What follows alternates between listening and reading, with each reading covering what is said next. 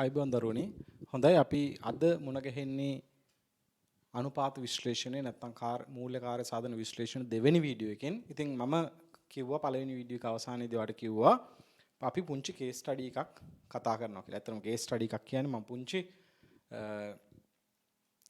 ගානක් හදනවා මේ ආයතනයක ලාභදායීත්වය පිළිබඳව විශ්ලේෂණය කරද්දී ඔබ ඒ පිළිබඳව දකින්න ඕනේ කොහොමද කියන එක පිළිබඳ තමයි අපි මේකදී බලන්නේ. පුංචි උදාහරණයක් දාගන්න පොතේ හැමෝම දාගන්න ලියාගන්න. ABC සමාගම සහ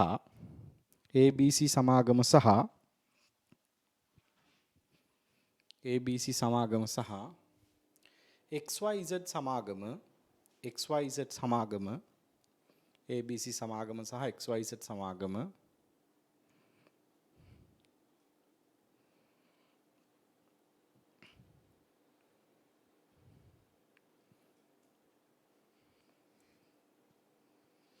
විදුලි උපකරණ ආනයනය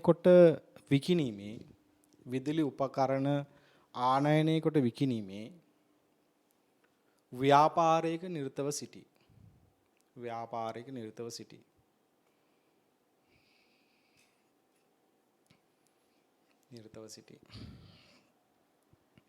දෙදස් 21 අවසන් වර්ෂය සඳහා පහත තොරතුරු සපයා ඇත.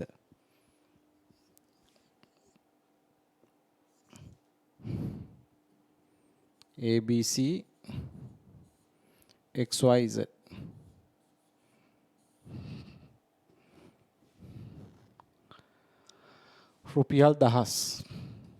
රුපියල් 1000 විකුණුම්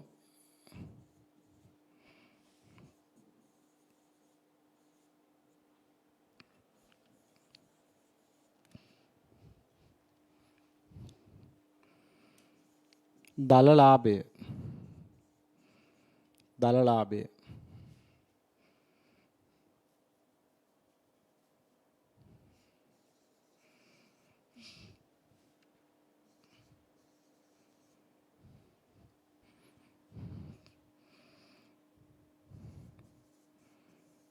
පොලි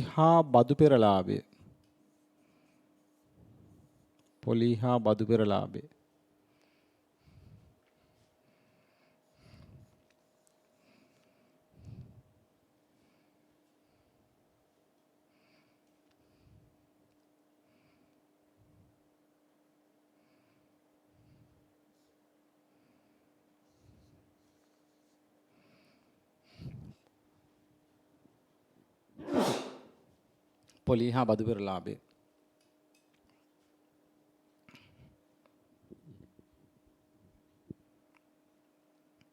බදු පසු ශුද්ධ ලාභය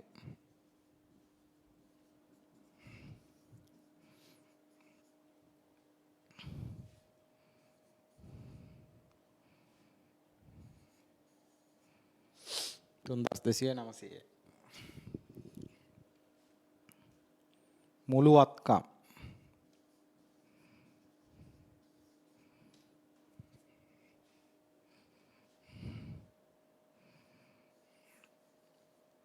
මුළුවත්කම් 20000යි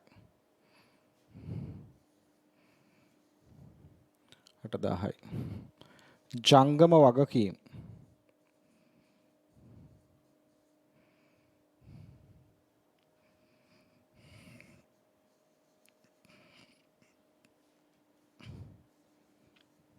පන්දාහයි 3000යි right දාන්න ABC XYZ විකුණුම් දල ලාභය පොලි හා බදු පෙර ලාභය බදු පසු ශුද්ධ ලාභය මුළුවත්කම් ජංගම වගකීම්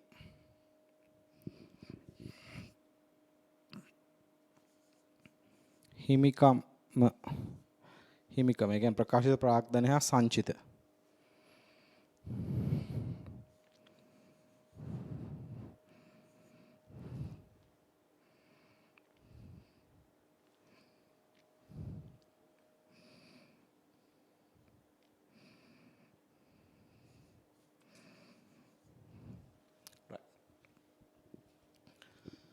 හරි හිමිකම විකුණුම් දලලාභය පොලිහා බදු පෙරලාභය බදු පරිශුද්ධලාභය මුළුවත්කම් ජංගම වක්කීම් හිමිකම right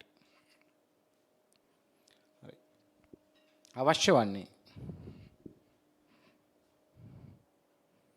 අවශ්‍ය වන්නේ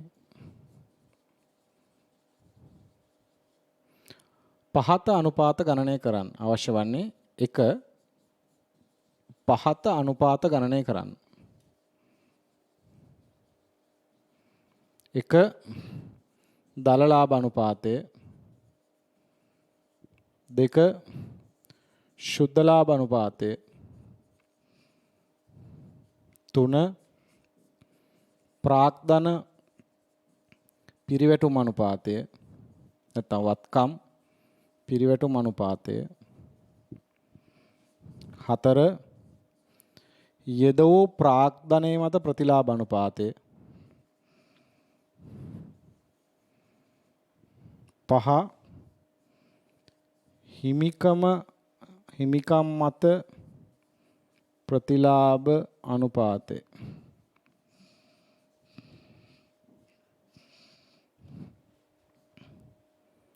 right දෙක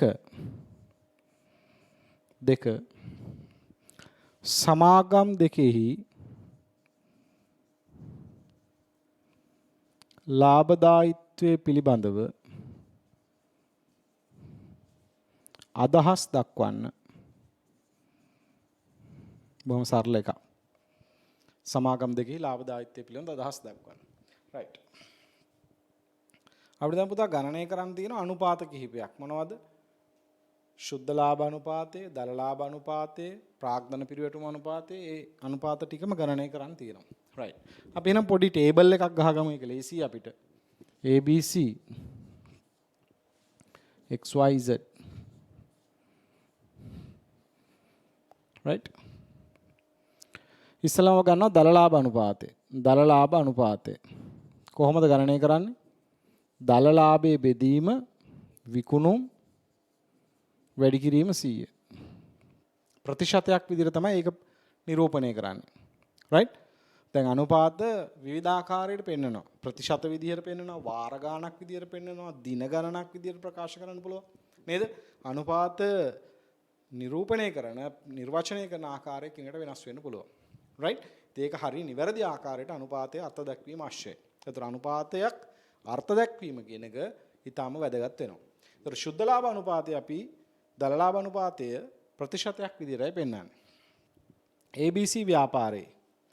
ABC ව්‍යාපාරයේ පුතා විකුණුම් තියෙන 50000ක් දල ලාභේ 10000යි දල ලාභේ 10000යි විකුණුම් 50000යි එහෙනම් 100ට එතකොට එනවා පුතා 120යි දල ලාභේ 120යි XYZ ව්‍යාපාරය ගත්තොත් XYZ ව්‍යාපාරේ විකුණුම් තියෙන 10000යි දල ලාභේ 3000යි. ඔයාගාව ඇති දැන් තොරතුරු ටික. ඔයාගාව තොරතුරු ටික තියෙනවා මේ. විකුණුම් 10000යි දල ලාභේ 3000යි. ඒ නිසා දල ලාභ අනුපාතය ඔබට ලැබෙනවා 130ක්. right. ඒතර දල ලාභ අනුපාතයේ අතින් බැලුවොත් වැඩි දල ලාභ අනුපාතයක් පෙන්වන්නේ XYZ ව්‍යාපාරය. ඒ කියන්නේ XYZ සමාගම වැඩි ආන්තිකයක් තියාගන්නවා විකුණුම් මත. නේ?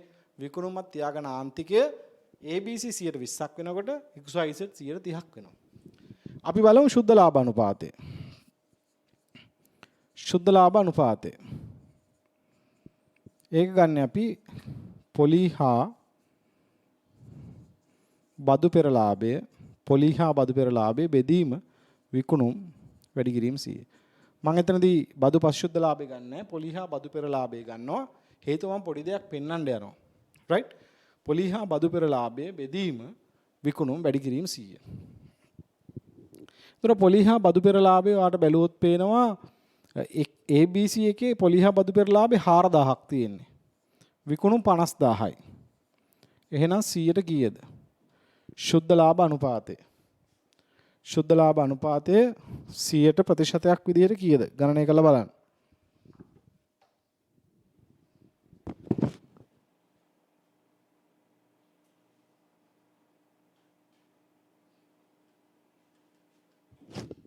4000 බෙදීම 50000 108යි.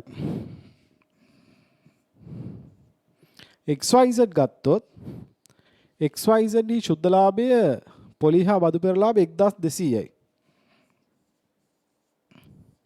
විකුණුම් 10000යි. ප්‍රතිශතයක් විදිහට ගත්තොත් ඔබට ලැබෙනවා 12%යි. එතකොට ශුද්ධ ලාභ අනුපාතය අතින් ගත්තොත්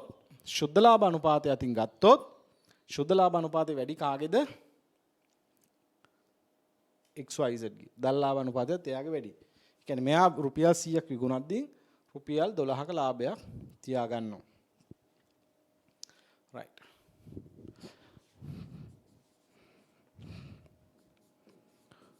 ඊට පස්සේ ප්‍රාග්ධන පිරිවැටුම් අනුපාතය. ඒක අපි කරන්නේ විකුණුම් බෙදනවා යෙද වූ ප්‍රාග්ධනය.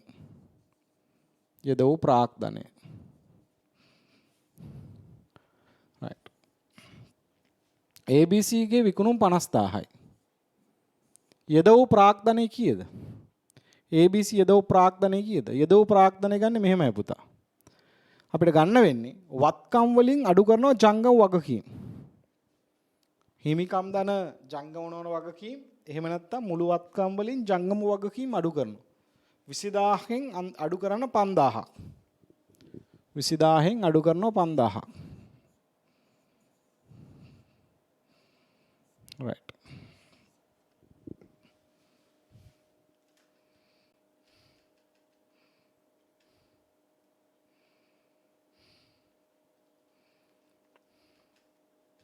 එතකොට එනවා 3.33 වාර.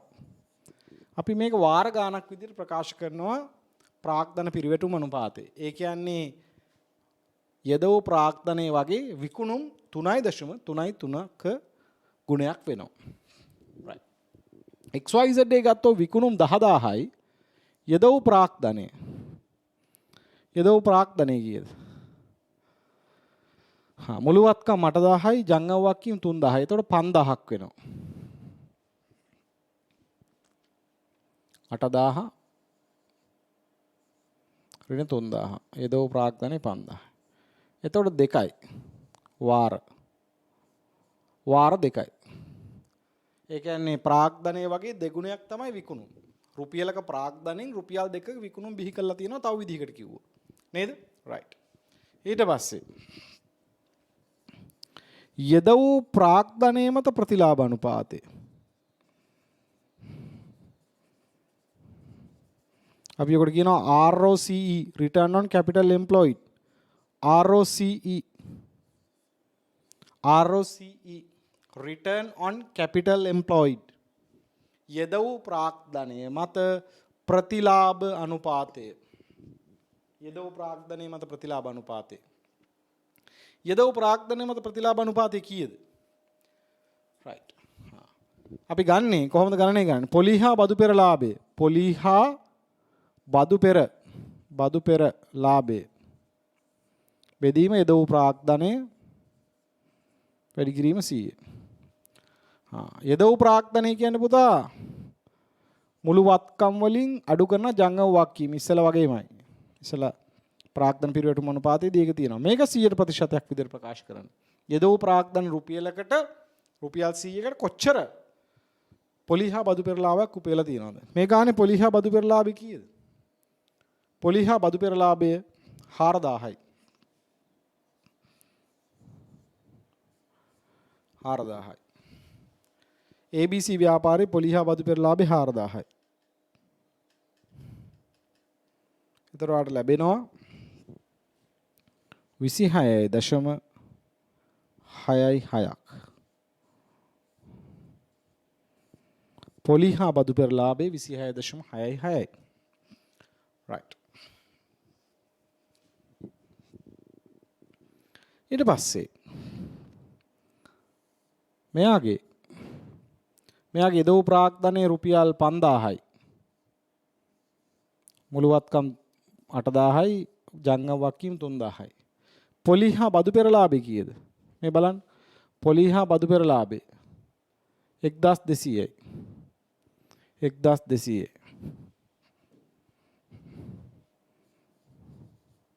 එහෙනම් 1200 බෙදන්න 5000යි 1200 බෙදන්න 5000යි 124යි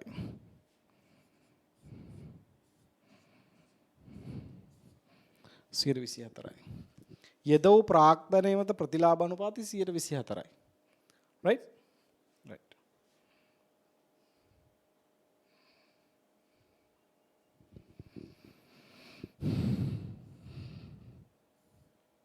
හිමිකම් මත ප්‍රතිලාභ අනුපාතය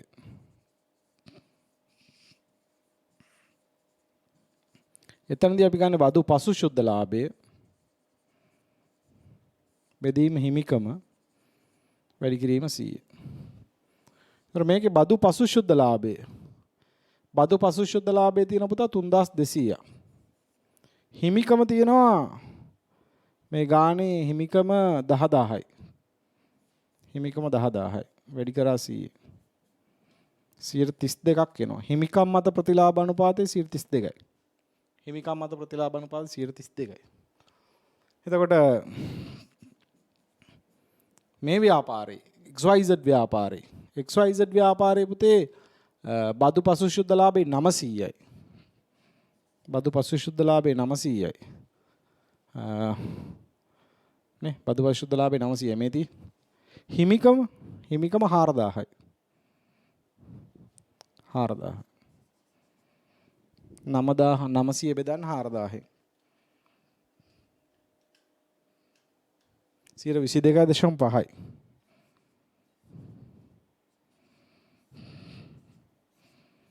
right. ඔන්න ගණනය කිරීම ටික. ඔන්න ගණනය කිරීම ටික. දැන් මේ ගණනය කිරීම දිහා බැලුවම ඔයාලට පේන දෙයක් තමයි දල ලාභ අනුපාතය අතින් ගත්තොත් ඉස්සරහින් ඉන්නේ XYZ. ශුද්ධ ලාභ අනුපාතනුත් එයා ඉස්සරහින් ඉන්නේ.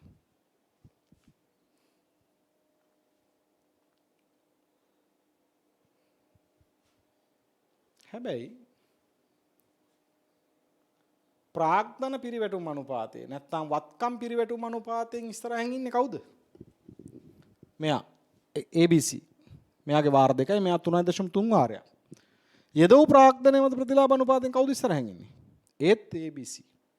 හිමිකම් මත ප්‍රතිලාභ අනුපාතයෙන්ුත් ඉස්සරහින් ඉන්නේ එයා. මෙයාගේ 124 මෙයාගේ 22යි. right ඒ කියන්නේ හිමිකම් මත ප්‍රතිලාභ අනුපාතය අඩුයි. යෙදවූ ප්‍රාග්ධන මත ප්‍රතිලාභ අනුපාතයටත් වඩා ඒක පොඩ්ඩක් අඩු වෙලා. මේක ඊට වඩා වැඩි මේකේ. ඒ කියන්නේ පොලි ගෙවලත් ඉතිරි වෙලා තියෙනවා මෙයාට ගාණක්. මෙයාට පොලි ගෙවුවාම ටිකක් අඩුවෙන් ඉතුරු වෙලා තියෙනවා. right ඒක තේරුන්නේ නැහැ. ඒක ගැන හිතන්න එපා. right මොන වුණත් මේක බැලුවාම පේනවා ආයතනයේ දෙකේ ලාභදායීත්වය සංසන්දනය කරද්දී ABC ව්‍යාපාරයේ ලාභදායීත්ව අනුපාතවලදී අපි ශුද්ධ ලාභ අනුපාතය හා දල් ලාභ අනුපාතයේ සාපේක්ෂව අඩු වගයක් ගත්තා ABC ව්‍යාපාරයේ අනිත් එකේ වැඩි වගයක් ගත්තා. හැබැයි අවසානයේදී ultimate profitability ratio එක කියලා කියන්නේ මෙන්න මෙයා වැදගත්ම වෙන්නේ අපිට. යෙදවූ ප්‍රාග්ධනය මත ප්‍රතිලාභ අනුපාතය. ඒකෙන් ඉස්සරහින් ඉන්නේ කවුද? ABC XYZ ට වඩා එයා ඉස්සරහින් ඉන්නවා. එයා කොහොමද ඉස්සරහට ආවේ? මම මරු වැඩක් පෙන්නනවා. යෙදවූ ප්‍රාග්ධනය මත ප්‍රතිලාභ අනුපාතය සමානයි. ඔන්න මේක තමයි ඔප්පු කරන්න ගියම. යෙදවූ ප්‍රාග්ධනය මත ප්‍රතිලාභ අනුපාතය.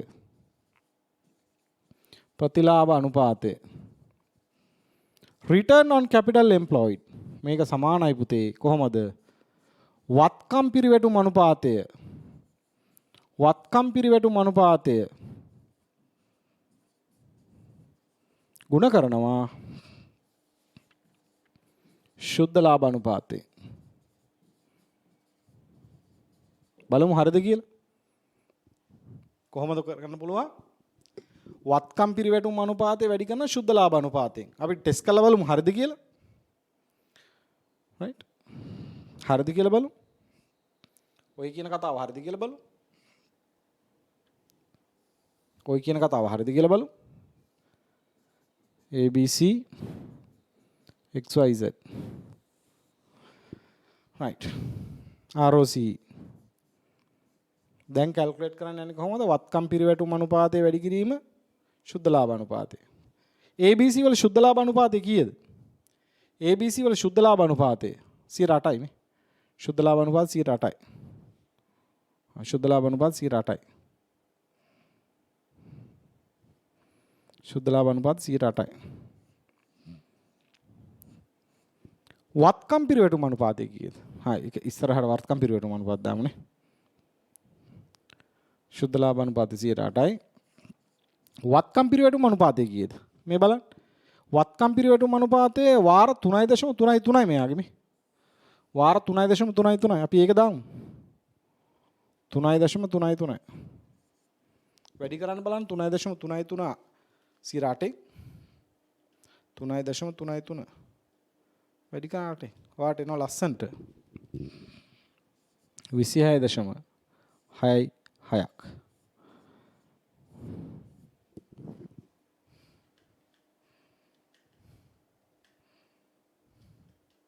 ඔයා කියනවා බොරු කියන්න එපා සර් 26.64යි ආවේ නෑ නෑ 6යි මේක එන්න එපා 3යි නේ මේක 3.3 ඔහොම 3යි ඒවා ගොඩයි නේ ඉවරුන් නෑනේ බෙදිලා අන්න එනවා ලස්සන 26.66 නේද මේ බලන්නකෝ හරිනේ දෙයියනේ මේ හරිනේ 26 අනිත් එක්කෙනාගේ ටෙස්ට් කරලා බලමු හරිද කියලා අනිත් එක්කෙනාගේ එයාගේ කීයද වත්කම් පිරිවැටුම් අනුපාතය වාර 2යි ශුද්ධ ලාභ අනුපාතය කීයද ශුද්ධ ලාභ අනුපාතය 12යි නේ ශුද්ධ ලාභ අනුපාතය එයාගේ 12යි කීයද 24යි ලස්සන්ට එනවා ඒක න හරියටම එනවා ලස්සන්ට වෙනවා අර වගේ බෙදුම් දශමස්ථාන කතා නැහැ දෙයියනේ හරිනේ මේ යදෝ ප්‍රාග්ධන මත ප්‍රතිලාභ අනුපාතය කීයද 24යි එහෙනම් මෙන්න තව විදිහකට ගන්න පුළුවන් වුණා ROC දැන් වාට තේරෙනවා මෙන්න වැඩේ අල්ටිමේට් ප්‍රොෆිටබිලිටි කොතන මොකද්ද පුතේ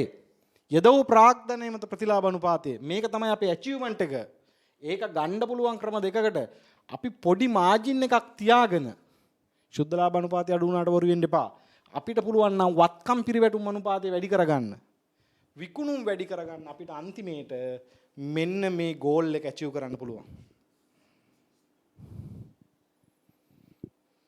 නේ මෙතනනේ අන්තිම ඇචීව්මන්ට් එක නේ ලාභ අනුපාතය අඩුයි ශුද්ධ ලාභ අනුපාතය මාජින් එක පොඩි වුණාට සේල්ස් වැඩි ප්‍රාග්ධනයේ රුපියලකට කරන විකුණුම් ප්‍රමාණය වැඩි නේ මෙතන ඇචීව් කරත හැකිනේ වත්කම් පිරිවැටුම් අනුපාතය වැඩි කිරීම ශුද්ධ ලාභ අනුපාතය ඇත්තටම මොකද්ද මේ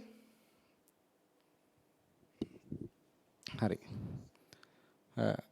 ROC කියලා කියන්නේ මොකද්ද දැන් අය පාරක් ලියනවා මම වැඩිපුර ලියනවා වත්කම් පිරිවැටුම් අනුපාතය වැඩි කිරීම ශුද්ධ ලාභ අනුපාතය ඒකිනුත් කොහොමද ROC ආවේ ඇත්තන වත්කම් පිරිවැටුම් අනුපාතය කියන්නේ මොකද්ද පුතා විකුණුම් බෙදීම යදවූ ප්‍රාග්ධනය ශුද්ධ ලාභ අනුපාතය කියන්නේ පොලි හා බදු පෙර ලාභය බෙදීම යදවූ ප්‍රාග්ධනය හරි විකුණුම් ඕකනේ ප්‍රතිශතය 100 වැඩි කරන පැත්තකින් තියන්න මේ බලන්නකෝ මේකට මේක කැපුණාම මොකක්ද ඉතුරු වෙලා තියෙන්නේ පොලි හා බදු පෙර ලාභය බෙදීම යදවූ ප්‍රාග්ධනය මත ප්‍රතිලාභ අනුපාතය ප්‍රතිශතයක් විදිහට පෙන්වන්න ඕන හින්දානේ 100 වැඩි කරා. ඉතින් ROC කියන්නේ ඕකනේ. මේ දෙක වැඩි කරාම එන්නේ ඒකයි. නේද? එහෙනම් ලාභදායීත්වය අල්ටිමේට් ප්‍රොෆිටබිලිටි කියන්නේ මේක. යදෝ ප්‍රාග්ධන ප්‍රතිලාභ අනුපාතය. ඒක ඇචීව් කරන්න ක්‍රම දෙකක් තිබ්බා. මොකද්ද පුතේ? ක්‍රම දෙක. මොකද්ද ඒ තිබ්බ ක්‍රම දෙක? ක්‍රම දෙකක් තිබ්බා. මොකද්ද ඒ ක්‍රම දෙක? ආයේ ක්‍රම දෙක තමයි එක්ක අපිට පුළුවන් මාජින් එක වැඩි කරගන්න. එහෙම නැත්නම් මාජින් එක අඩුවෙන් තියලා සේල්ස් වැඩි කරගන්නවා. අපේ අන්තිම ටාගට් එක මෙයා. මෙයා තමයි වැඩි කරගන්න ඕනේ. ශුද්ධ ලාභ අනුපාතය 90ක් තිබ්බත් වැඩ නැහැ. අන්තිමේට යදෝ ප්‍රාග්ධන ප්‍රතිලාභයයි වැදගත් වෙන්නේ. යදෝපු රුපියල් 100කට අවුරුද්දට කීයක් උපයවුවද? ඒකනේ වැදගත් වෙන්නේ පුතේ. ඔයා ව්‍යාපාරයට යදෝපු රුපියල් 100ට අවුරුද්දට කීයක් ලැබුණාද? සරලවම කියනනම් ඔයා බැංකුවේ දානකොට බලනවා රුපියල් 100ක් බැංකුවේ දැම්මොත් අවුරුද්දට පොලිය කීයද? 107යි නා. ඔයා බලනවා මේ ව්‍යාපාරය ආයෝජනය කරොත් රුපියල් 100ට කීයද? අන්න ROC return on capital employed. දැන් ඔබට තේරෙනවා යදෝ ප්‍රාග්ධනයේ මත ප්‍රතිලාභ අනුපාතය තමයි සුපිරිම ලාභදායීතා අනුපාතය. නේ? පැහැදිලිද? අන්තිම ඉලක්කය ඒක. මම ලස්සන කියවනක් දැක්කා. සමහර ව්‍යාපාරවල ගහලා තියෙනවා. මම දැක්ක දවසක් CIB එකේ ගහලා තියෙනවා වැඩි පිරිවැටුම අඩු ලාභය කියලා. වැඩි පිරිවැටුම අඩු ලාභය. අන්තිමේට යාගේ ටාගට් එක return on capital employed. පොඩි මාජින් එකක් තියාගන්නවා. හැබැයි වැඩි පිරිවැටුමක් කරනවා. බලන්නකො මැනේජ්මන්ට් එකේ ෆිලොසොෆි එක ලාභදායීත්වයට මිනිහට පේන්නේ නැති වෙන්න දාපු විදිය. මිනිස්සයාට සතුටු හිතෙනවා. අඩු ලාභය වැඩි පිරිවැටුම. නේ ලස්සනයිනේ. නේද? බලන්නකො. ෆයිනෑන්ෂියල් ඔබ්ජෙක්ටිව් එක ස්ට්‍රැටජික් ෆයිනෑන්ෂියල් ඔබ්ජෙක්ටිව් එකක්. උපායශීලී මූල්‍ය අරමුණ ලස්සනට ෆිගර් අවුට් කළා එයාලගේ ස්ලෝගන් එකක් විදිහට. වැඩි පිරිවැටුම අඩු ලාභය. ප්‍රශ්නයක් නෑ. අපි බලන්නේ return on capital employed. පාරිභෝගිකයට වැඩක් නෑනේ return on capital employed කියන එක. පාරිභෝගිකයට වැඩගත් වෙන්නේ මාජින් එක. එයා වොරි වෙන්නේ එයාට විකුණන භාණ්ඩේ මිලට. හරි. මිල අඩු කළා. අපි මහන්සි වෙලා සේල්ස් වැඩි කරා. අන්තිමේට අපේ අරමුණ තමයි පුතේ return on capital employed. අපි වොරි වෙන්නේ නැහැ ශුද්ධ ලාභ අනුපාතය ගැන වැඩි. අපිට මේක වැඩි කරගන්න පුළුවන් වුණොත් කස්ටමර්ව අඩුවෙන්ම තලලා මේක වැඩි කරගන්න පුළුවන් වුණොත් අපිට මේ ඔබ්ජෙක්ටිව් ඇචීව් කරන්න පුළුවන්. ඔක තමයි අරමුණ. පැහැදිලි නේද? රයිට්. හරි. දෙවෙනි පොයින්ට් එකකින් කිව්වේ සමාගම් දෙකේ ලාභදායීත්වය පිළිබඳ අදහස් දක්වන්න කියලා. ඒක ලියන්න මෙහෙම. මෙහෙම ලියන්න.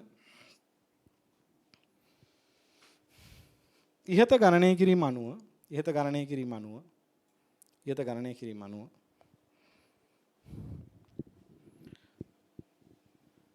ශුද්ධ ලාභ අනුපාතය සහ දල ලාභ අනුපාතය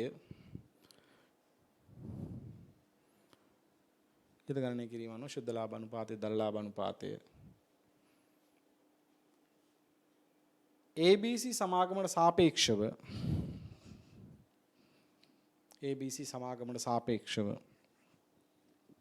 XYZ සමාගමේ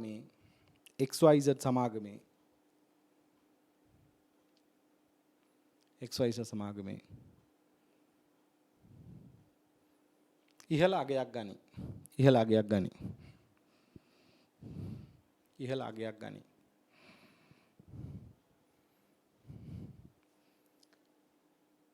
මේට ප්‍රධාන හේතුව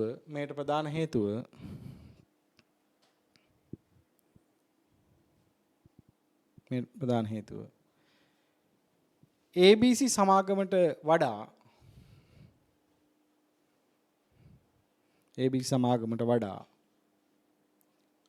වැඩි ලාභ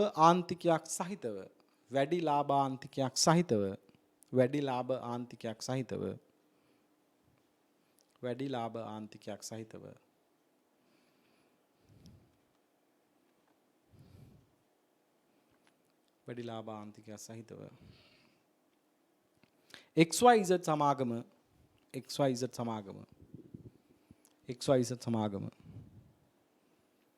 විකුණුම් සිදු කරනු ලැබීමයි. XYZ සමාගම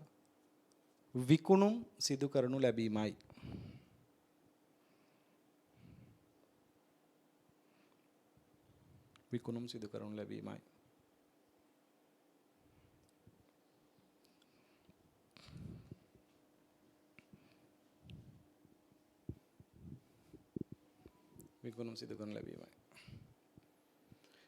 කෙසේ වෙතත් වත්කම් පිරිවැටුම්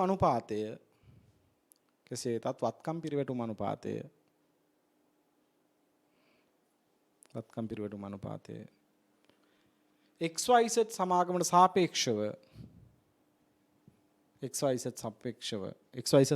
සාපේක්ෂව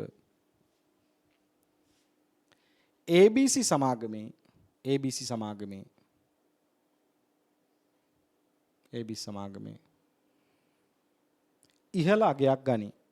ඉහළ අගයක් ගනි.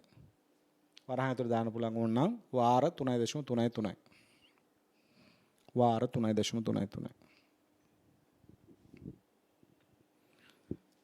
එහි ප්‍රතිඵලයක් ලෙස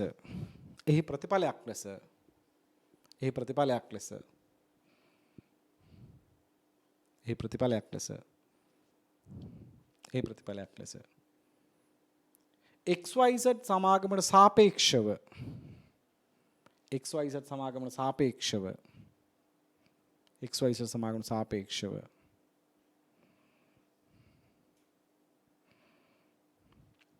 ABC සමාගමේ යෙද වූ ප්‍රාක්තනයේ මත ප්‍රතිලාභ අනුපාතය ABC සමාගමේ යෙද වූ ප්‍රාක්තන මත ප්‍රතිලාභ අනුපාතය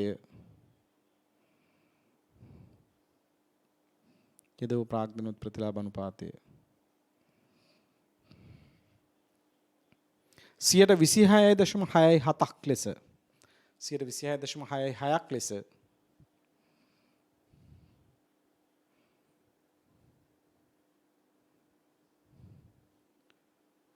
26.66ක් ලෙස වැඩි අගයක් වාර්තා කිරීමට සමත් වී ඇත. වැඩි අගයක් වාර්තා කිරීමට සමත් වී ඇත.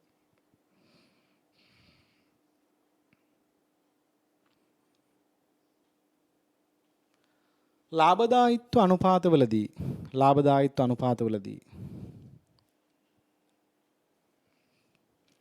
වඩා වැදගත් වන්නේ යෙද වූ ප්‍රාග්ධනයට උපයා ඇති ප්‍රතිලාභ අනුපාතයයි.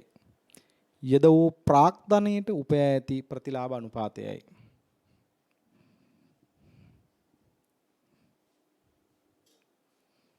ඒ අනුව XYZ සමාගමට සාපේක්ෂව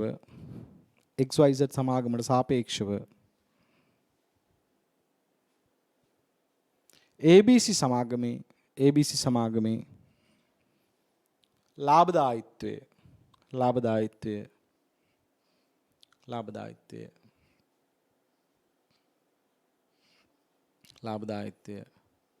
ඉහළ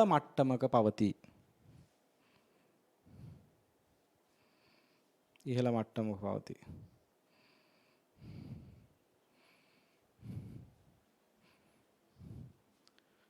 අවසාන කරමු මෙහෙම. XYZ සමාගමේ හිමිකම් මත ප්‍රතිලාභ අනුපාතය XYZ සමාගමේ හිමිකම් මත ප්‍රතිලාභ අනුපාතය 22.5ක් වන අතර එය ABC සමාගමේ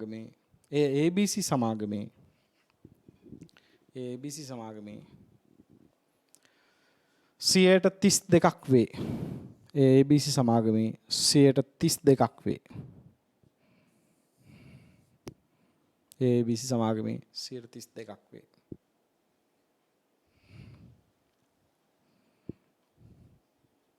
ඒ අනුව හිමිකම් මත ප්‍රතිලාභ අනුපාතය සැලකීමේදීද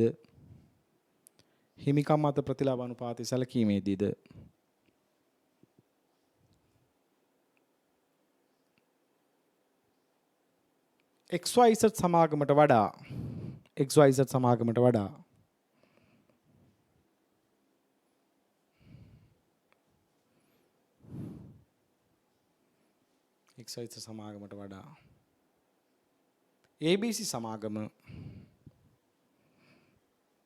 ඉදිරියෙන් සිටි.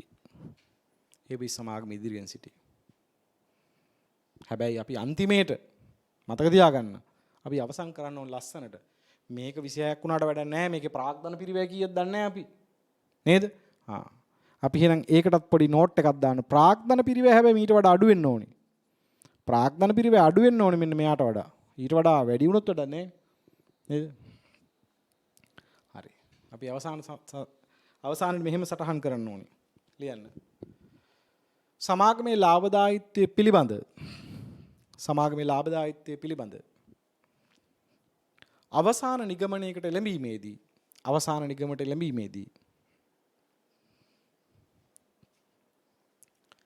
යෙද වූ ප්‍රාග්ධනයට සාපේක්ෂව යෙද වූ ප්‍රාග්ධනය මත ප්‍රතිලාභ අනුපාතයට සාපේක්ෂව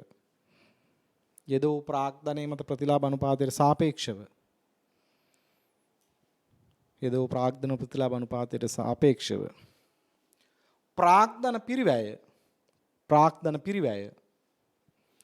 පහළ මට්ටමක පවතින්නේද යන්න සැලකිලිමත් විය යුතුය. දැන් අවුරුද්දට 140 පොලියට ණය අරගෙන කරොත් මේ වැඩේ කරන්න බෑනේ. එහෙම කරා නම් මේක නෙගටිව් වෙනවා. රයිට්? මේක එහෙම එකක් නැහැ. රයිට්? ඒ නිසා අපි ලාභදායීත්වය පිළිබඳ අවසාන නිගමනයකට එළඹෙද්දී ROC දිහා බලලා සැලකිලිමත් වෙන්න ඕන දේ තමයි පුතා මොකක්ද? යද වූ ප්‍රාග්ධනමත් ප්‍රතිලාභ අනුපාතයේ සංසන්දනය කළ බලන්න අවශ්‍යයි මොකක් සමගද? අපි ඒක බලන්න ඕනේ අනිවාර්යයෙන්ම ප්‍රාග්ධන පිරිවැයත් එක්ක. පැහැදිලි නේද? රයිට්. ඊළඟට අපි ටියුට් එකේ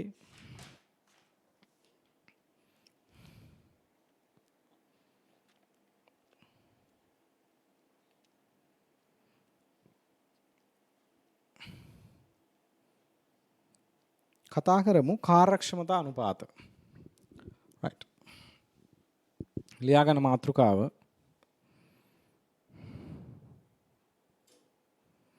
කාර්යක්ෂමතා අනුපාත.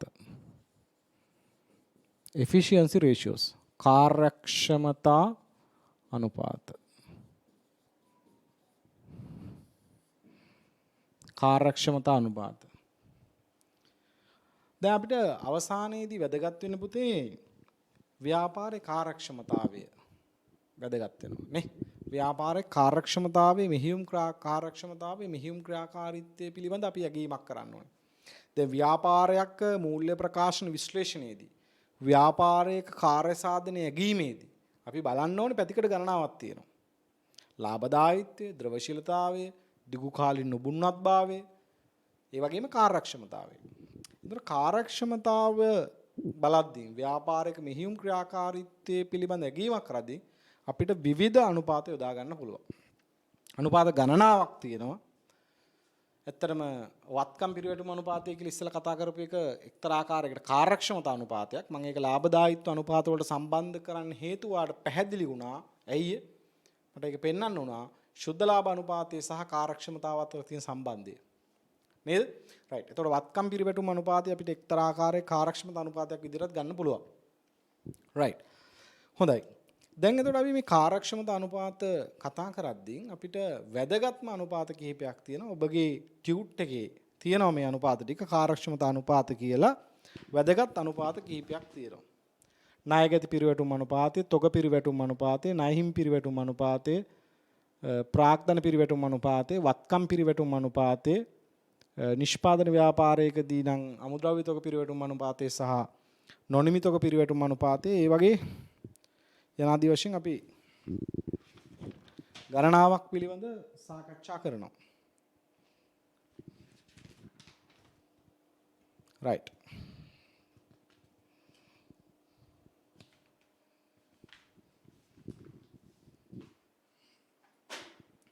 හරි. අපි ඉස්සෙල්ලම ලියාගමු කාර්යක්ෂමතා අනුපාත ගැන පොඩි වගන්තියක් ලියාගමු.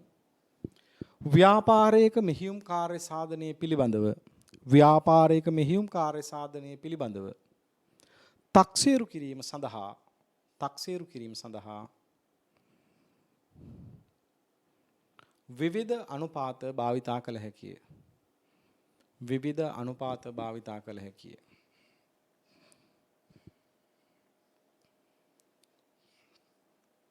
මෙහිදී පහත අනුපාත වැදගත් වේ. පහත අනුපාත වැදගත් වේ කියලා ලියමු. හෙන ලිස්ට් එකක් ලියන්න වෙනවා. 1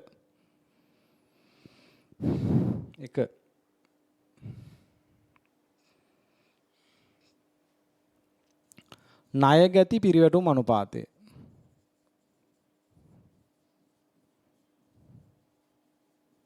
2 ණයගැති නේවාසික කාලය. ණයගැති නේවාසික කාලය. 3 තොග පිරිවැටුම් අනුපාතය. 4 තොග නේවාසික කාලය.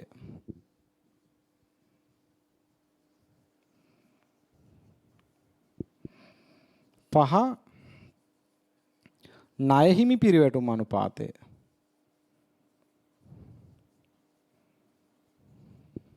6 ණයහිමි නේවාසික කාලය.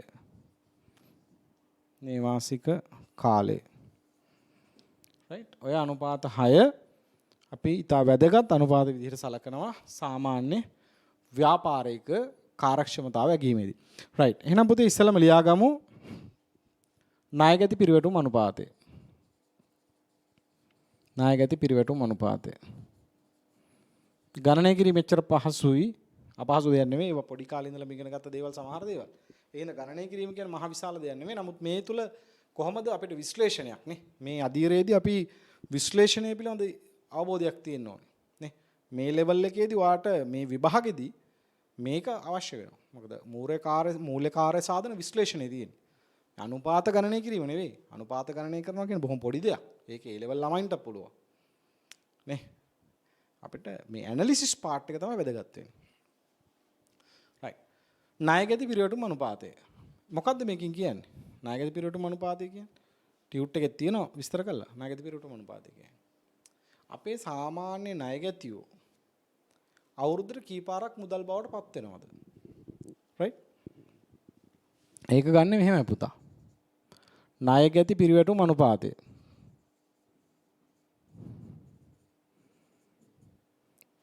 ණයට විකුණුම්.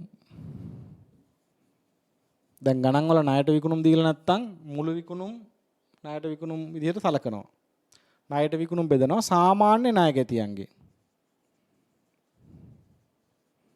සාමාන්‍ය ණයගැතියෝ කියන්නේ වර්ෂ ආරම්භයේ ඉන්න ණයගැතියෝයි අවසානයේ ණයගැතියෝ එකතු කරලා දෙකෙන් බෙදලා ගන්නවා. රයිට්? එතකොට දැන් ණයගැතියෝ 100යි. විකුණුම් 600යි. සාමාන්‍ය ණයගැතියෝ 100යි විකුණුම් 600 කියන්නේ ණයගැතියෝ 6 පාරක් මුදල් බවට පත් වෙලා. අපි උදාහරණයක් හදමුකෝ. උදාහරණ අංක 2 මේ ටියුට් එකේ තියෙන. ටියුට් එකේ හැටියට ණයට විකුණුම් පුතේ ලක්ෂ 6යි. ණයගැතියෝ කීයද? ආරම්භක ණයගැතියෝ 70000යි. අවසාන ණයගැතියෝ 30000යි.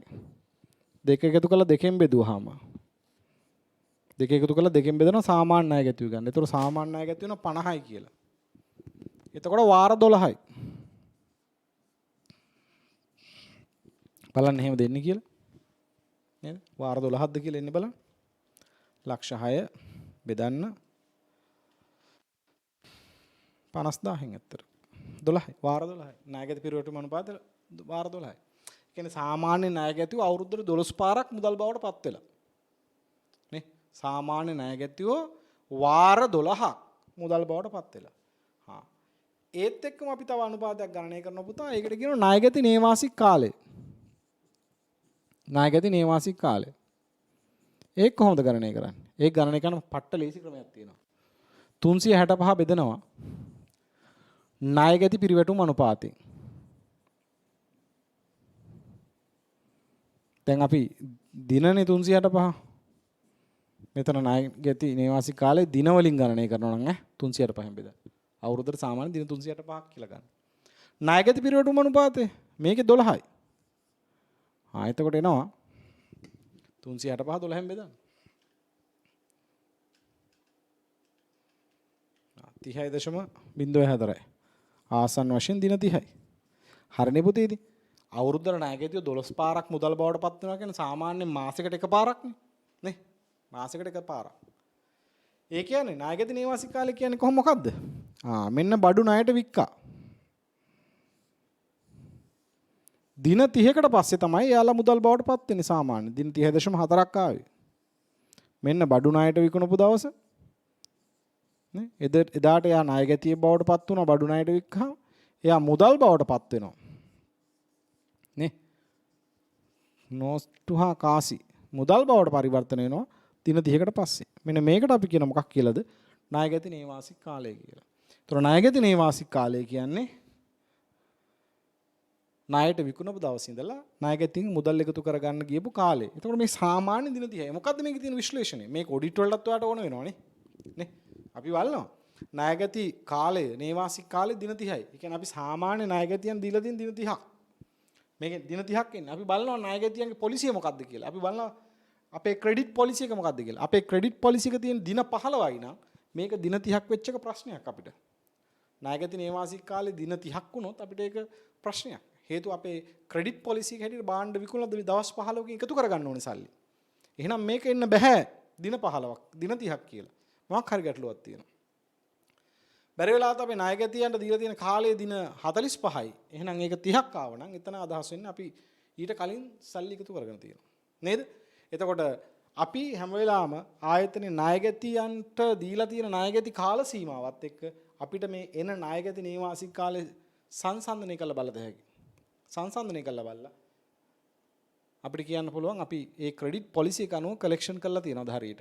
ණයගැතියන් මුදල් එකතු කරලා තියෙනවද. ඉතින් මේක වර්ෂ ගණනාවක් පුරාවට අධ්‍යයනය කරොත් ගිය අවුරුද්දේ කීයද මේ අවුරුද්දේ කීයද එතනින් බලන්න පුළුවන් අපිට ණයගැතියන්ගේ මුදල් එකතු කර ගැනීමේ කාල සීමාව. ණයගැති නේවාසික කාලය ටිකෙන් ටික වැඩි වෙලා තියෙන අඩු වෙලා තියෙන. ටිකෙන් ටික මේ දින ගාන වැඩි වෙනවා කියන්නේ ණයගැතියන්ගේ සල්ලි එකතු කරගන්න කාලේ වැඩි වෙනවා කියන එක. අන්න අපිට පේනවා එහෙනම් බොල් ණය ඇති වෙන්න අවදානම් වැඩි වෙනවා. නේද? එතකොට ආයතනයේ කාරක ප්‍රාග්ධන ගැටලු වලට මුහුණ දෙනවා මේ ණයගැතියන් ඉක්මනට සල්ලි එන්නේ නැති වෙනකොට. ඉතින් මේ ප්‍රශ්න වලට අපි මුහුණ දෙනවා. එතකොට මේ ප්‍රශ්න දිහා අපිට බලන්න අවස්ථාවක් එළඹෙනවා මේ වගේ අනුපාත ගණනය කිරීම තුලින්. right. එතකොට මේ එක ක්‍රමයක් ණයගැති නේවාසික කාලය ගණනය කරන. එහෙම නැත්නම් පුතේ මෙහෙමත් ගණනය කරන්න පුළුවන් ණයගැති නේවාසික කාලය දෙවෙනි අනුපාතයේ ණයගැති නේවාසික කාලය කොහොමද ගණනය කරන්නේ? සාමාන්‍ය ණයගැතියෝ බෙදනවා ණයට විකුණුම් වලින් වැඩි කරන 365න්. මේ ගාන ගත්තොත් ණයට විකුණුම් ලක්ෂ 6යි. සාමාන්‍ය ණයගැතියෝ ආරම්භක ණයගැතියෝ 70000යි අවසාන ණයගැතියෝ 30000යි. එකතු කරා බෙදුව දෙකකින්. බලන්න දින කීයක් දෙන්නේ කියලා. 30.4යි. ආසන්න වශයෙන් දින 30යි. නේ?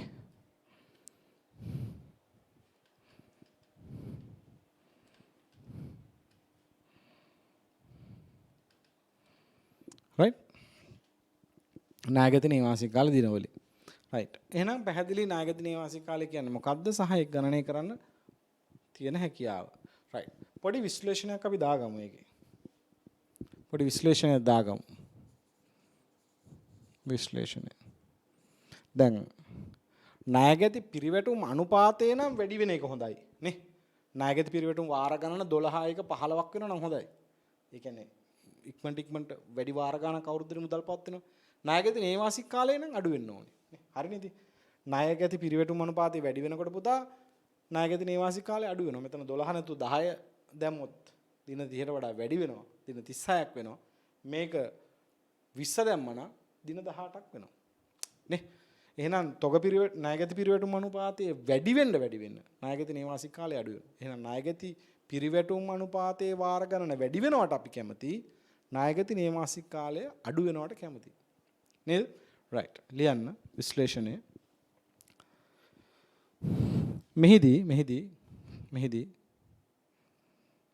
මෙහිදී පෙර වර්ෂවලට සාපේක්ෂව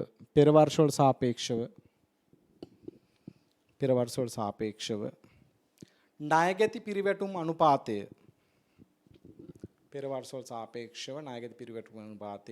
ඉහළ යාම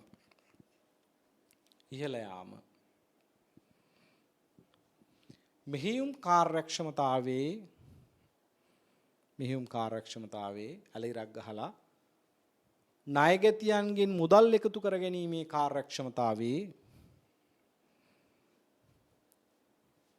වැඩි දියුණු වීමක්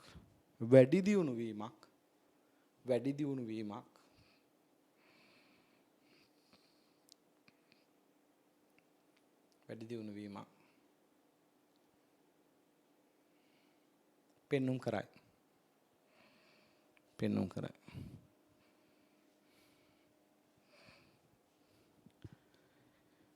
එමෙන්ම පෙර වර්ෂවල සාපේක්ෂව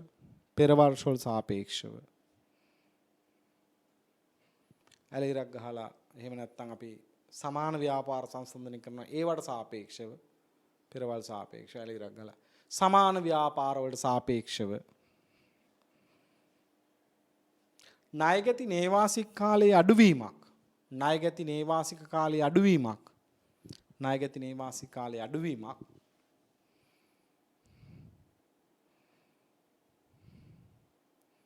මෙහියුම් කාර්යක්ෂමතාවේ වැඩි දියුණු වීමක් පෙන්눔 කෙරේ. නායකතුනේ ඊමසින් කාලේ අඩු වෙනවා ටික ටික. එහෙම නැත්නම් සමාන ව්‍යාපාරයක් එක්ක බලද්දී ඊට වඩා අපේ අඩුයි නම් අපිට කියන්න පුළුවන් අපේ ණයගැති නේවාසික කාලයේ අඩුවීම තුළින් අපේ මෙහියුම් කාර්යක්ෂමතාවයේ එහෙම නැත්නම් ණයගැතියෙන් මුදල් එකතු කරගැනීමේ කාර්යක්ෂමතාවයේ වැඩි දියුණු වීමක් වෙලා තියෙනවා කියලා. රයිට්. ඊට පස්සේ තවත් වැදගත් අනුපාතයක් පුතේ එකක් ලියාගමු. මොකද්ද? තොග පිරිවැටුම් අනුපාතය. දැන් මේක බලනවා. තොග පිරිවැටුම් අනුපාතය.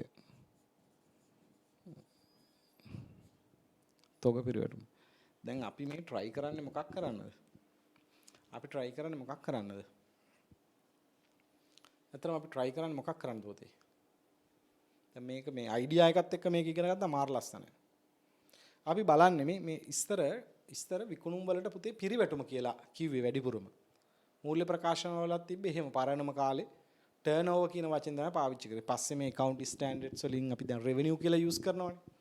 ඉස්තර turnover මේ වචනේ හරි ලස්සනයි. turnover මේ අපි ගාව තියෙන inventory එක පුළුවන් තරම් turnover කරන්න.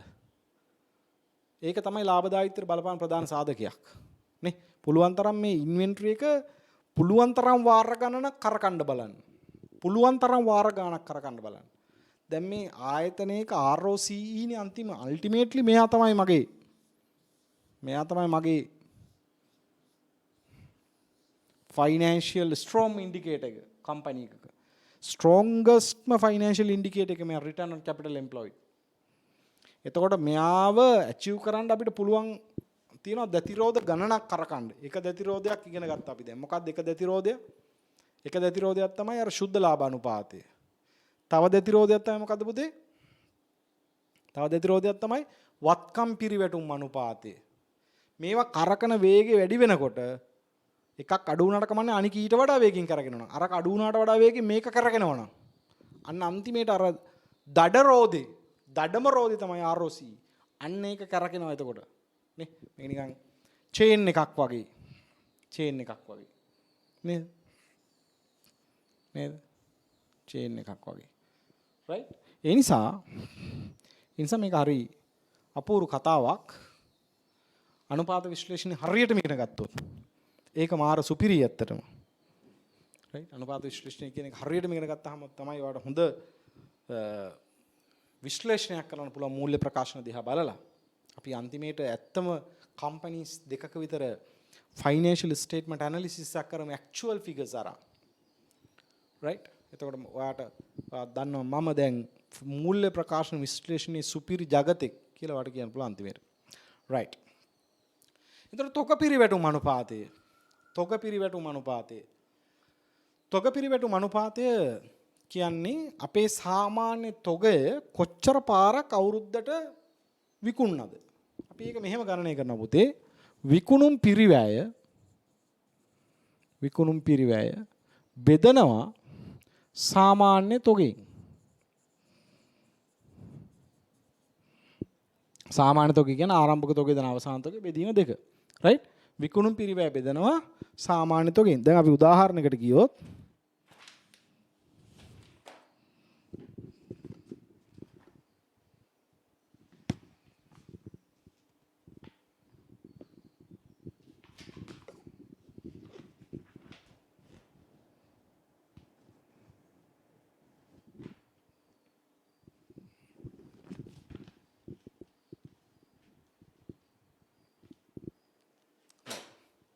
උදාහරණයකට ගියොත් අපි උදාහරණයක් දාගමු. අපි දාගමු විකුණුම් පිරිවැය. ලක්ෂ 8යි. ආරම්භක තොගය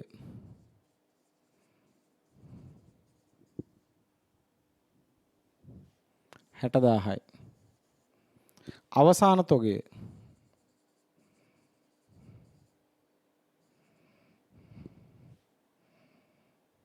ලක්ෂයයි. අවසාන තොගේ ලක්ෂයයි. දැන් අපිට ගණනය කරන්න කියන තොග පිරිවැටුම් අනුපාතය. කොහොමද ගණනය කරන්නේ? තොග පිරිවැටුම් අනුපාතය ගණනය කරන්නේ කොහොමද? විකුණුම් පිරිවැය ලක්ෂ 8යි, ආරම්භක තොගේ 60000යි, අවසාන තොගේ ලක්ෂයයි. හරි. විකුණුම් පිරිවැය අපි ගණනය කරනවා විකුණුම් පිරිවැය.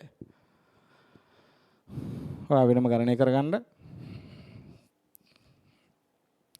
විකුණුම් පිරිවැය ලක්ෂ 8යි. සාමාන්‍ය තොගය. සාමාන්‍ය තොගය කියන පුතේ ආරම්භක තොගය ධන 60000 ධන අවසාන තොගය 80 ලක්ෂයයි. එකතු කරා දෙකෙන් බෙදුවා. ලක්ෂ 8 බෙදීම 80000 වාර 10යි. ආයතනයේ තියෙන තොගය. ඒ කියන්නේ කොයි වෙලාවක හරි ගත්තාම ආයතනයේ තියෙන සාමාන්‍ය තොගය කියනවා. ඒ සාමාන්‍ය තොගය අවුරුද්දට කීපාරක් මුදල් බවට පත් වෙලාද? වාර 10ක් මුදල් බවට පත් වෙලා. මේක තව ටිකක් අර්ථාන්විතව කියද හැකි. තොග පිරිවෙටුම අනුපාතය ඊළඟට ගණනය කරනවා අපි අර ඉස්සෙල්ලා වගේම තොග නේවාසික කාලය. ඒ කියන්නේ දැන් තොගයක් ගත්තාම ඒක සම්පූර්ණයෙන්ම මුදල් බවට පත් වෙන්න. සාමාන්‍ය තොගේ මුදල් බවට පත් වෙන්න දවස් කීයක් යනවද? මුදල් නෙවෙයි අත්තන. විකුණුම් බවට පත් වෙන්න කොච්චර දවසක් යනවද? සාමාන්‍ය තොගය විකුණුම් බවට පත් වෙන්න කොච්චර දවසක් යනවද? ඒක ගණනය කරන්න පුළුවන් හරිම ලේසි ක්‍රමය තමයි දින වලින් ගණනය කරනවා නම් පුතේ දින 365 බෙදනවා තොග පිරිවැටුම් අනුපාතයෙන්. දැන් මේ ගාන හැටියට නම් තොග පිරිවැටුම් අනුපාතයේ ආවේ වාර 10ක්. එහෙමනම් දින 36.5යි. හරිනේ පුතා. දින 36.5යි නැත්නම් දින 37යි. හරිනේ. අවුරුද්දට 10 පාරක් තොගේ බවට පත් වෙනවා. දින 365ක ඇතුළේ 10 වාරක් කියන්නේ හැම දින 36කටම වරක් තොගය සම්පූර්ණයෙන්ම විකුණුම් බවට පත් වෙනවා. ඒ කියන්නේ අපි සාමාන්‍ය බඩු ගත්තාම විකුණනකම් දවස් 36ක් මේක ඇතුලේ තියෙනවා. අන්න ඒකට අපි කියන මොකක් කියලාද පුතේ? ඒකට මොකක්ද කියන්නේ? ඒකට අපි කියනවා තොග නේවාසික කාලය කියලා. ඒක ගණනය කරන්න පුළුවන් එක ක්‍රමයක් කොහොම? එහෙම නැත්නම් මෙහෙමත් ගණනය කරන්න පුළුවන්. තොග නේවාසික කාලය සමානයි. මේව ලියා ගන්න පොතේ. තොග නේවාසික කාලය සමානයි. ටියුට් එකේ තිබ්බට ලියා ගන්න. හැම එකම ටියුට් එකේ නැහෙනේ. තොග නේවාසික කාලය සමානයි. සාමාන්‍ය තොගය බෙදීම විකුණුම් පිරිවැය වැඩි කිරීම 365. මේ ගානේ සාමාන්‍ය තොගය විකුණුම් පිරිවැය ලක්ෂ 8යි. සාමාන්‍ය තොගය කියන ආරම්භක තොගය ධන අවසාන තොගය. බෙදුවා දෙකෙන්. වැඩි කරා 365යි.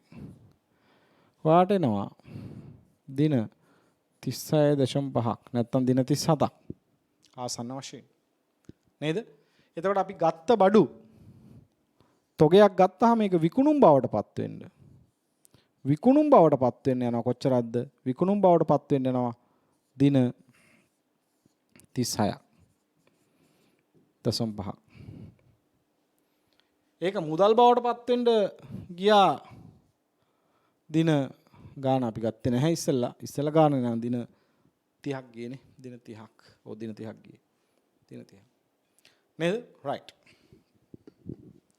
ඒකට අපි කියනවා තොග නේවාසික කාලය කියලා. දැන් ඔන්න පැහැදිලි තොග නේවාසික කාලය කතා කරා. ණයගැති නේවාසික කාලය කතා කළා. ඊට පස්සේ අපිට එනවා ණය හිමියෝ. අන්න ඒකත් ඉතා වැදගත් එකක්. අපි ඉස්සෙල්ලම කතා කරනවා ණය හිමි පිරිවැටුම් අනුපාතය. ණය හිමි පිරිවැටුම් අනුපාතය.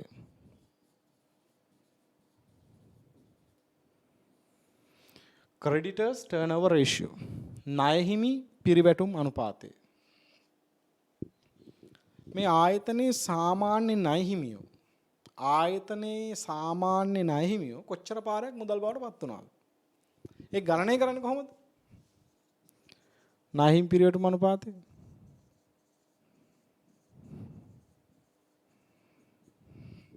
කොහොමද ණය හිමි පිරිවැටුම් අනුපාතය ගණනය කරන්නේ? ණය හිමි පිරිවැටුම් අනුපාතය ගණනය කරන්නේ කොහොමද?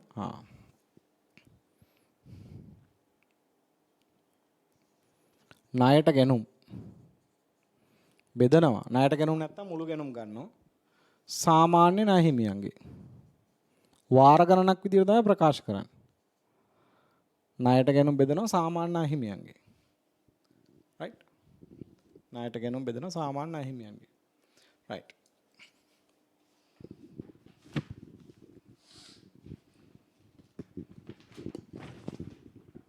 පොතේ තියෙන උදාහරණෙට ගියොත් ණය හිමි පිරිවැටුම් අපි පොතේ තියෙන උදාහරණයක් යන්කෝ ඒකේ ඔක්කොම ටික තියෙනවනේ. ඔක්කොම ටික තියෙන හින්දා අපි ඒක අන්තිමේටම කරමු. නාහිම් පිරියඩුම අනුපාතේ මම ගාණක් දෙන්නම්.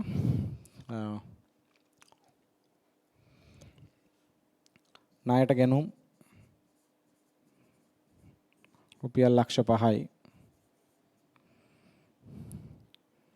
ආරම්භක නාහිමියෝ 40000යි. අවසාන නාහිමියෝ 80000යි. 80000. හරි. එහෙමනම් කොහොමද අපි හොයන්නේ? නාහිම් පිරියඩුම අනුපාතය කියන්නේ සාමාන්‍ය අපේ මුළු ණයට ගැනුම් ලක්ෂ 5යි. සාමාන්‍ය නාහිමියෝ කියන්නේ ආරම්භක නාහිමියෝ ධන අවසාන නාහිමියෝ බෙදීම 2. ඒතර නාහිම් පිරියඩුම අනුපාතය නෝ පුතේ කීයක්ද? 50000 බෙදන්න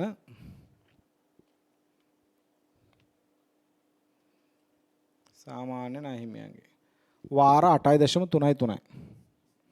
වාර 8.33. වාර 8.33 එහෙම දිගටම එනවා. ඒකට අපි කියන නාහිම් පිරියඩුම අනුපාතය. ඒ කියන්නේ ආයතනයේ සාමාන්‍ය නාහිමිය අවුරුද්දට 8.33 වාරයක් මුදල් බවට පත් වෙලා තියෙනවා. දැන් අපිට ඔයට වඩා අර්ථාන්විතයි මේක. මොකද්ද? නාහිමි නේවාසික කාලය. ඒක තමයි ලස්සන මේක. මොකද ඒකෙන් අපිට හරි තේරුමක් එනවා. හොඳ ලස්සන තේරුමක් එනවා. මොකක්ද එන ලස්සන තේරුම? අපිට එනවා තේරුමක්. මොකක්ද එන තේරුම? අපිට එනවා තේරුමක් නාහිමියන්ට ගෙවන්න කොච්චර කාලයක් සාමාන්‍යයෙන් යනවද කියලා. ඒක හොයන්න පුළුවන් එක ක්‍රමයක් තමයි 365 බෙදනවා නාහිම් පිරියඩුම අනුපාතය. 365 මේකේ නාහිම් පිරියඩුම අනුපාතය 8.33. 8.33 ගොඩක් එනවා. අපි දල වශයෙන් බෙදලා බලමු. 365 බෙදීම 8.33. දින 44යි. ආසන්න වශයෙන් දින 44යි. ඒ කියන්නේ අපි බඩු ණයට ගත්තට පස්සේ පුතේ බඩු ණයට ගත්තට පස්සේ ඒ බඩු ගත්ත ඒවට සල්ලි ගෙවන්නේ අපි මුදල් ගෙවන්නේ දින 44කට පස්සේ. ඕක තමයි අදහස් වෙන්නේ. නේද? ඕක තමයි අදහස් වෙන්නේ. එතකොට මේකෙන් කොහොමද විශ්ලේෂණයක් කරන්නේ? අපි තොග සම්බන්ධයෙන් කතා කරේ නෑ අතර විශ්ලේෂණයක් විශේෂයෙන්. මොකද්ද මේකෙන් කරන්න පුළුවන් විශ්ලේෂණය? අපි බලනවා අපිට දීලා තියෙන ක්‍රෙඩිට් පොලිසි එක මොකද්ද? අපිට බඩු ණයට විකුණන්න බඩු ණයට ගත්තාම ගෙවන්න දීලා තියෙන දින 30යි නම් මේක 44ක් එනවා කියන්නේ අපිට ණය කොන්දේසි වලට මුණ දෙන්න හැකියාවක් ලැබිලා නැහැ කියන එක. නේද? අනාගතයේදී බඩු ණයට ගැනීමේ අවදානමක් තියෙනවා කියන එක. නේද? පොලි ගෙවන්න වෙයි නාහිමියන්ට සමහර විට. නේද? ඒ වගේ තත්ත්වයන් තමයි පේන්නේ. නේද? රයිට්. අපි ඒක පොඩි විශ්ලේෂණයකුත් දාගමු. මේකම හොයන්න පුළුවන් අනික් ක්‍රමෙත් දාගෙන ඉමු ඉස්සරහ. එහෙම නැත්නම් පුතේ නාහිමි නේවාසික කාලේ ගණනය කරන් තිබ්බා. නාහිමි නේවාසික කාලේ ගණනය කරන් තිබ්බ කොහොමද? සාමාන්‍ය නාහිමියෝ බෙදනවා ණයට ගැනුම් වලින්. වැඩි කරන 365යි. සාමාන්‍ය නාහිමියෝ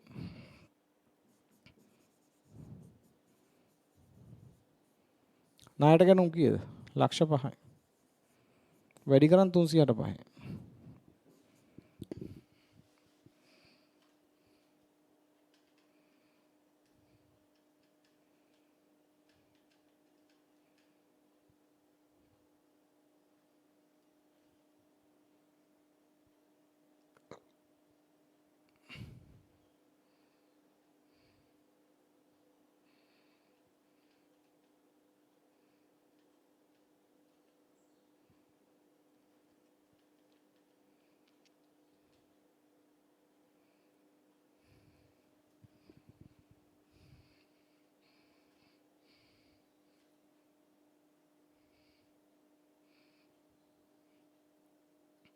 සාමාන්‍ය නාහිමියෝ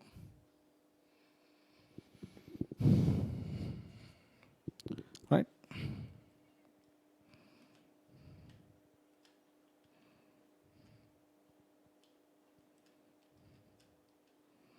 දින 44යි. නාහිමි නේවාසික කාලේ. ඉතින් ඒකෙන් හොඳ අදහසක් එනවා. පොඩි විශ්ලේෂණයකුත් අපි ඒකේ දාගමු.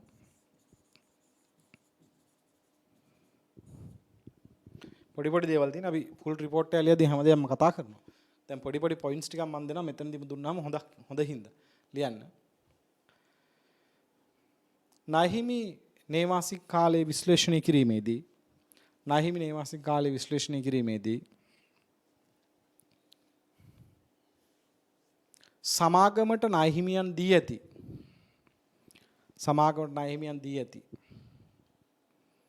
ණය කාල සීමාව සමග සමාගමට නාහිමියන් දී ඇති ණය කාල සීමාව සමග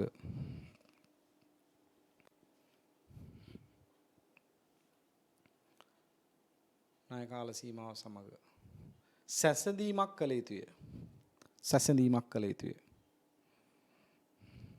සැසඳීමක් කළ යුතුය.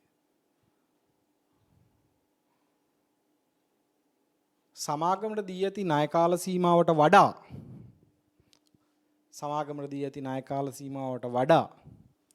වැඩි ණයහිමි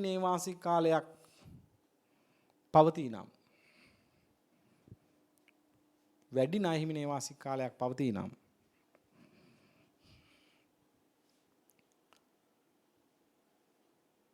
ණය කොන්දේසි වලට යටත්ව කටයුතු කිරීමට ඇති හැකියාව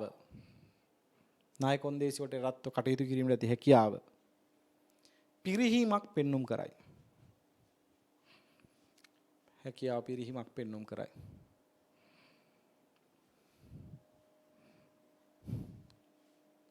ඒ අනාගතයේ භාණ්ඩ ණයට මිලදී ගැනීමට ඇති හැකියාව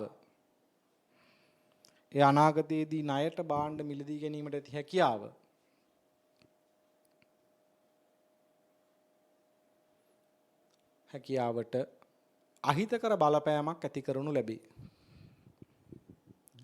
ලැබිය හැක. ඉස්සරහට ණයට දෙන්නේ නැහැ මිනිස්සු. ඔයාට දුන්නාම දින 30කට දුන්නේ ඔයා සල්ලි ගෙවන්නේ දවස් 50ක් විතර ගිහිල්ලා ණයට දෙන්න බෑ. එහෙම නැත්නම් පොලී ආය කරනවා. ඔය ප්‍රශ්නේ එනවා. ඒතර අනුපාත විශ්ලේෂණයේදී අපි ඔය ටික දකිනවා. නේ? ඒතකොට මේවා දිහා දැක්කහම මේ සමස්තයක් විදියට කම්පැනි එකේ ෆයිනෑන්ෂියල්ස් දිහා බලන්න පුළුවන්. හොය යන්න එපා ණයහිමියන්ට වෙලාවට ගෙවුවද නැද්ද කියන එක. මේක දිහා බැලුවහම අපිට පේනවා සමාගම ක්‍රෙඩිට් පොලිසි එකට අනුකූලවද කටයුතු කරලා තියෙන්නේ නැද්ද කියන එක බලා ගන්න පුළුවන්. නේද? අනුපාත විශ්ලේෂණය කියන්නේ හරිම වැදගත්. ව්‍යාපාරයක් සමස්තයක් විදියට දකින්න පුළුවන් අපූර්ව කැඩපතක් තමයි අනුපාත විශ්ලේෂණය කියන්නේ. right? හරි. දැන් අපි පුංචි ගාණක් හදමු ටියුට් එකේ තියෙන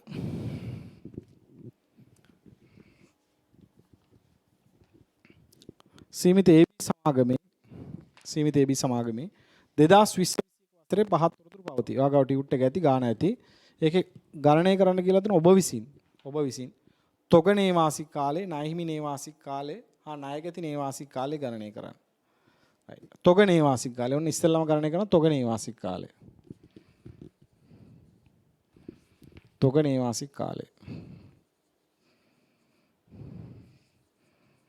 දිනවලේ. කොහොමද පුළුවන් තොග නේවාසික කාලේ ගණනය කරන්න? ලේසිම දේ තමයි සාමාන්‍ය තොගය බෙදනවා පුතේ විකුණුම් පිරිවැය. වැඩි කරන 365යි. විකුණු බඩුවල පිරිවැය දීලා තියෙනවා 225000යි. ගැටලුවක් නැහැ කෙලිම දීලා තියෙන හොයන්න දෙයක් නැහැ 365යි. සාමාන්‍ය තොගේ හරිනේ ආරම්භක තොගේ තියෙනවා 20000යි. අවසාන තොගේ තියෙනවා 25000යි. දෙක එකතු කරා දෙකෙන් බෙදුවා.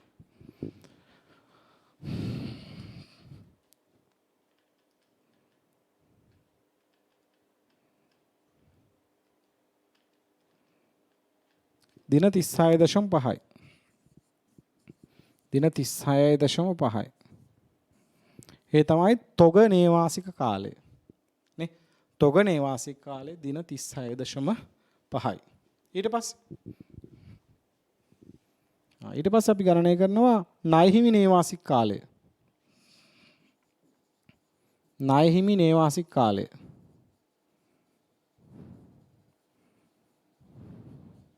ඒක අපිට ගණනය කරන්න පුළුවන් මෙහෙම.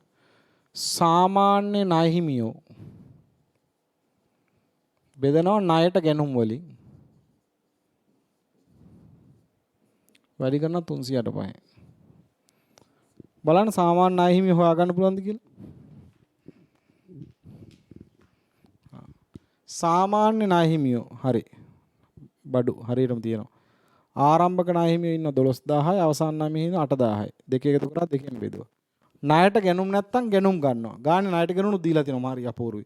160000යි. වැඩි කරා 385. ණය හිමි නේවාසික කාලේ කීයද?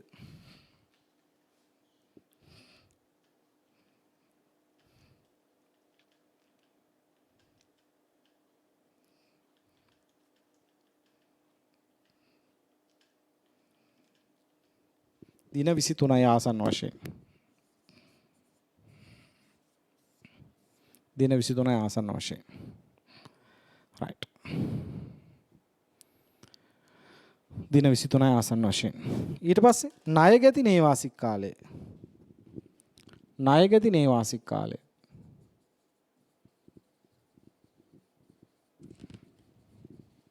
අය කොහොමද පුතේ? සාමාන්‍ය ණයගැතියෝ බෙදනවා විකුණුම් වලින්. නිකම්ම විකුණුම් නේ ණයට විකුණුම් වලින්. වැඩි කරන 385. සාමාන්‍ය ණයගැතියෝ කොච්චරක් ඉන්නවද? ආරම්භයේ 30000යි පුතේ.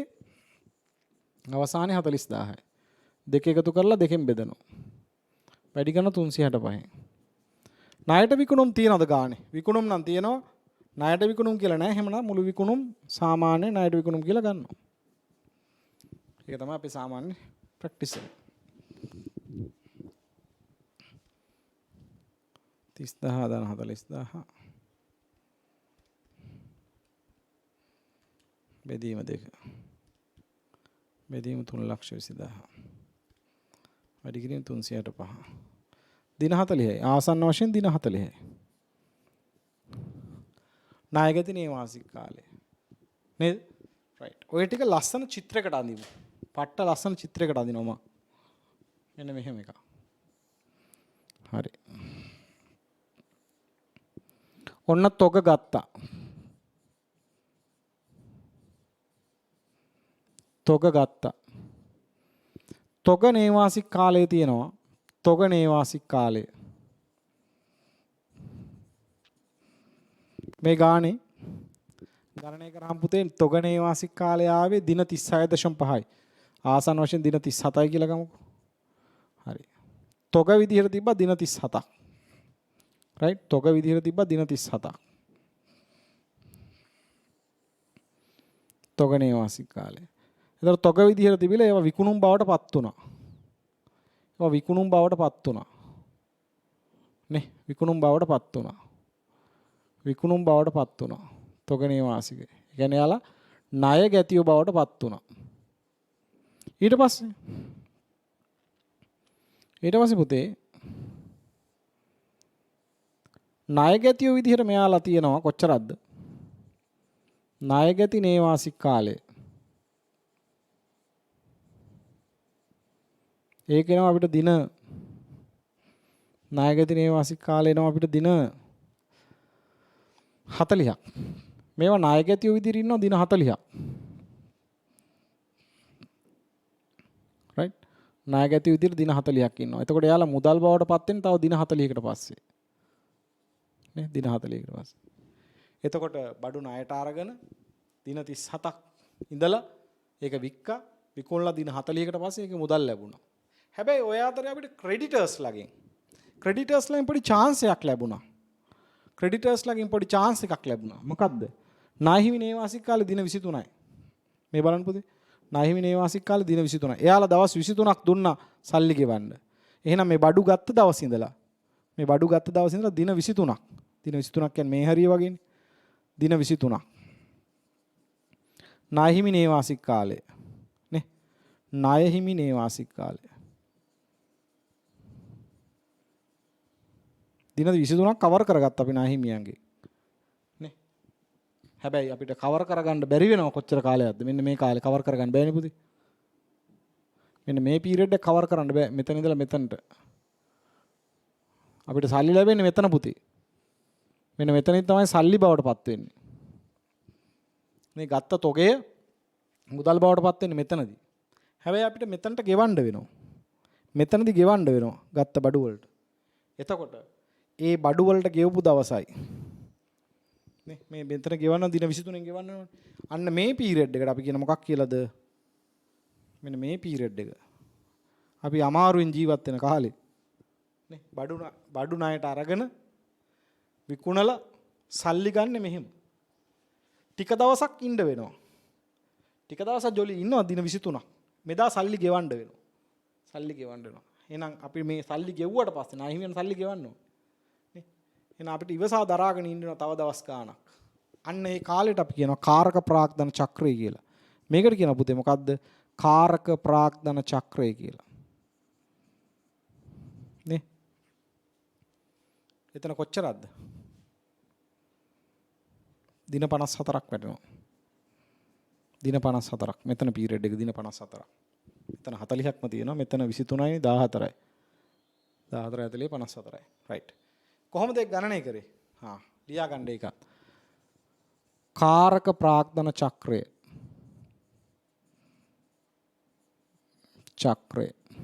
දින. කොහොමද අපි ගන්නෙ? කාරක ප්‍රාග්ධන චක්‍රය ගන්නෙ කොහොමද පුතා? තොග නේවාසික කාලය ධන තොග නේවාසික කාලය ධන ණයගති නේවාසික කාලය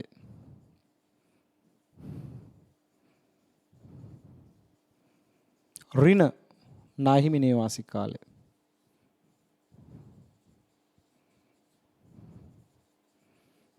මේ ගානේ පුතේ තොග නේවාසික කාලය බලන්න තොග නේවාසික කාලය දින 37යි. ණයගති නේවාසික කාලය දින 40යි. ණයහිමි නේවාසික කාලය දින 23යි. එතකොට ඔබට ලැබෙනවා ලස්සනට පිළිතුර දින 44යි. දින 44යි. මේකට අපි කියනවා කාරක ප්‍රාග්ධන චක්‍රය කියලා. ඒතර මේ ගානේ කාරක ප්‍රාග්ධන චක්‍රයේ දිග දින 44ක් වෙනවා. පැහැදිලි නේද? රයිට්. එහෙනම් අපි අනුපාත වර්ග තුනක් දැන් සාකච්ඡා කරලා තියෙනවා. මොනවද? අනුපාත වර්ග තුනක් සාකච්ඡා කරලා තියෙනවා. මොනවද? මෙතෙක් වේලා සාකච්ඡා කරලා තියෙනවා. මොනවද? ලාභදායීත්ව අනුපාත, ද්‍රවශීලතා අනුපාත සහ කාර්යක්ෂමතා අනුපාත. පැහැදිලි නේද? අපි එවැනි අනුපාත කිහිපයක් මේ වෙනකොට සාකච්ඡා කරලා තියෙනවා. රයිට්. මේ අමුද්‍රව්‍ය තොග පිරිවැටුම් අනුපාතයේ සහ නොනිවැඩ පිරිවැටුම් අනුපාතය අපි වෙනම සාකච්ඡා කරමු. මම ඊට වැදගත් අනුපාත ටික දැන් සාකච්ඡා කරලා තියෙනවා. අපිට තව ඉතුරු වෙලා තියෙනවා සාකච්ඡා කරන්න මොනවද පුතේ? තවත් දුරටත් අපිට සාකච්ඡා කරන්න තියෙනවා තෝලන අනුපාත සහ ආයෝජකයන්ගේ අනුපාත. බොහොම ඉන්ටරෙස්ටිං කොටසක් තමයි ආයෝජකයන්ගේ අනුපාතය. රයිට්. අපි එහෙනම් ඊළඟ වීඩියෝ එකේදී මුණ ගැහෙමු. සියලු දෙනාටම ආයුබෝවන්.